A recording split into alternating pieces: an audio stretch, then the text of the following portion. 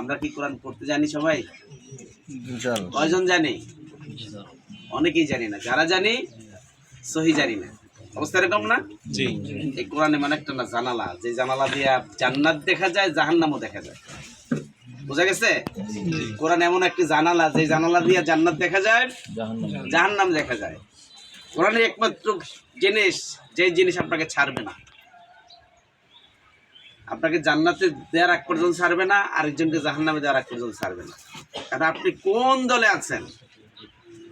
একটা আসামি, ফেরারি আসামি ছুটে গেছে, তাকে পুলিশ ধরেছে, তাকে ছাড়া আবার একজন বন্ধু তার বন্ধুর বাড়িতে বেড়াতে গেছে, ওই বন্ধু 2 দিন বেড়ানোর পর আবার চলে আসা, তাকে ছাড়া। এক ছাড়া? তাহলে এই কোরআন কাউকে ছাড়বে না।